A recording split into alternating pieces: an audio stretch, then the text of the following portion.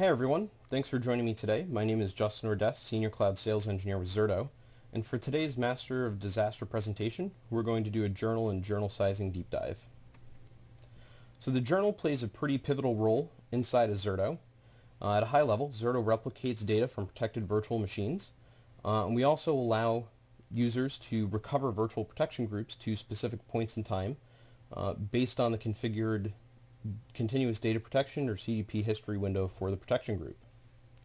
The data that's replicated with Zerto is essentially stored in two places. The first is the recovery volume. So Zerto will create a replica disk at the DR site for each disk that's attached to a protected virtual machine. And we'll also replicate the data to the journal. Now the recovery volume is going to be a copy of the source volume that's attached to the protected virtual machine at the oldest time recoverable, so basically at the end of the history journal.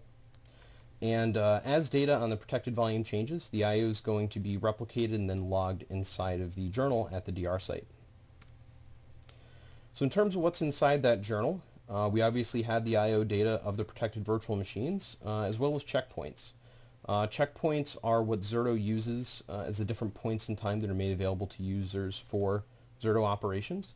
And Zerto logs this metadata inside of the journal, to delineate these different points in time. When users are recovering to a checkpoint, the recovered volumes are going to contain all the data up to the chosen checkpoint. So any data that's logged after the selected checkpoint won't be part of the recovery operation. However, this data is going to remain in those later checkpoints in the journal unless we commit the operation. Now as time progresses, checkpoints will expire from the journal, and the I/O that's contained between these checkpoints is going to be applied to the recovery volumes at the DR site. This way we can free up space inside the journal for new I/O and generate new checkpoints as time goes on. In addition to the traditional journal, Zerto also leverages a scratch journal. This is automatically created by the system. It is then provisioned just like our traditional journal. Also, any user-defined maximums inside the protection group for the journal settings are going to apply to this additional scratch journal. The scratch journal is created during test failover, live failover, and move operations. And there's really two use cases for the scratch journal. In regards to failover test, when we bring the failover test VMs up at the recovery site, the scratch journal is going to give us a location to write the tests of those failover test virtual machines. Once we stop and clean up from the test, we're going to go ahead and remove that scratch journal that was part of the test. This way we can make sure that the test I/O doesn't conflict with any of the existing history that's retained for the protection group. And Zerto is going to continue protecting the protection group while the test is running.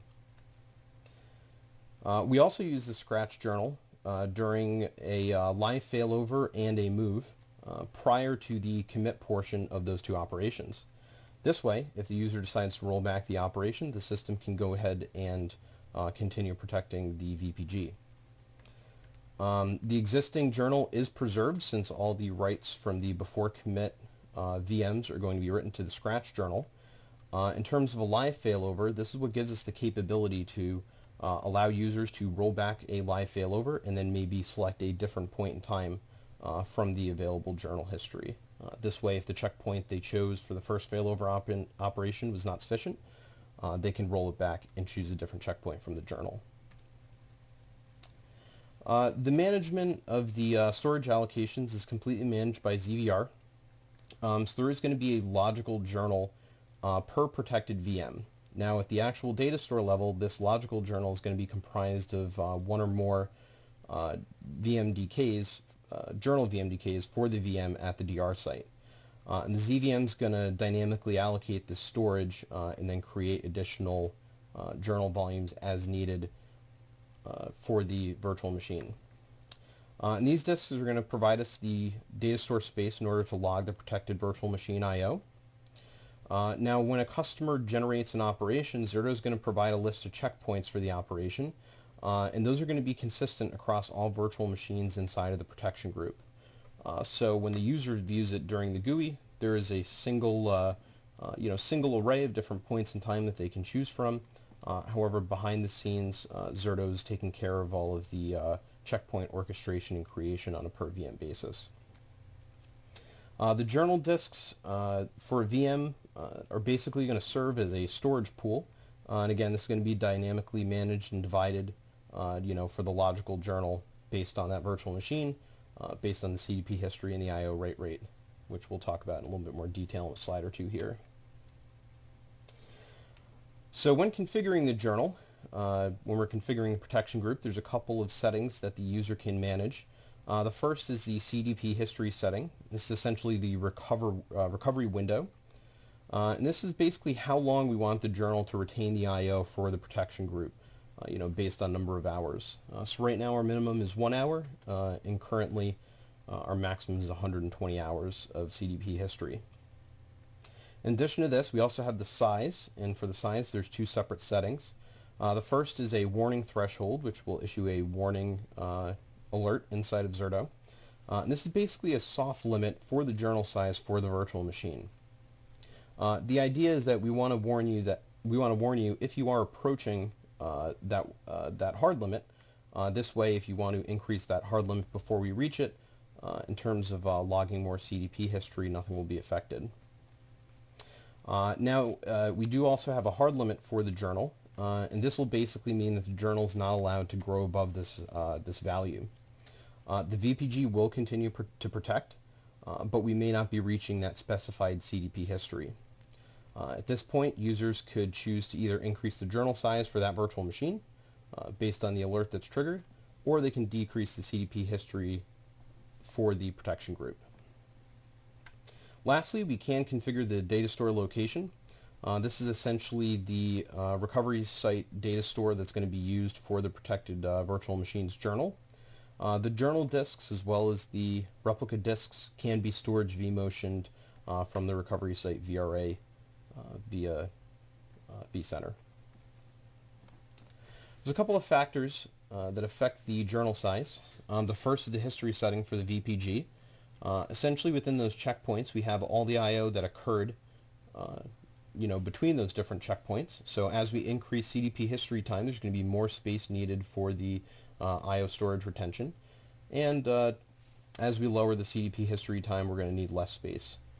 So to give you a very easy example, if we have a 4-hour CDP history setting for a protection group, this is going to require about half as much journal space compared to an 8-hour CDP history setting for the same protection group.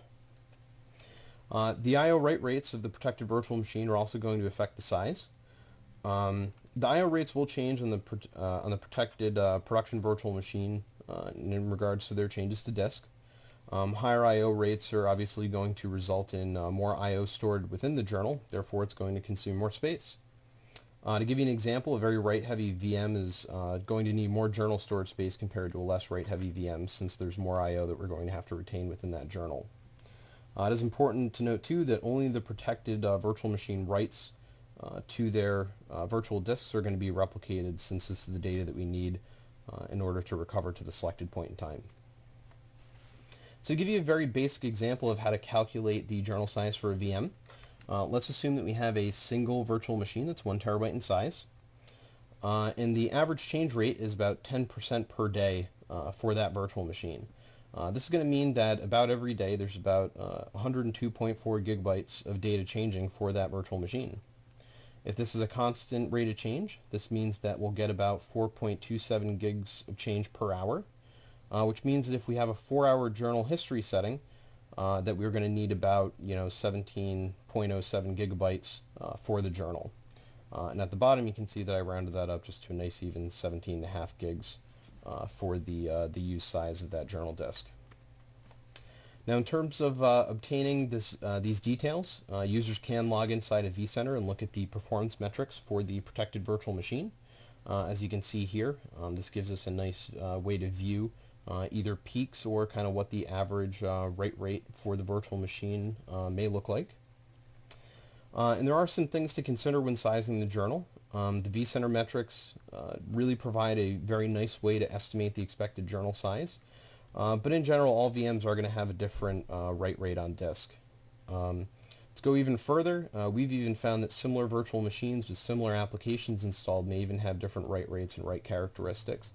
And this is going to vary basically just on how utilized that virtual machine, that application is. Virtual machines and the applications provided by those VMs are also going to have different write rates based on the time of day. Considering which applications on there, when the typical users are logging in using that, or any scheduled tasks that might occur on the virtual machine.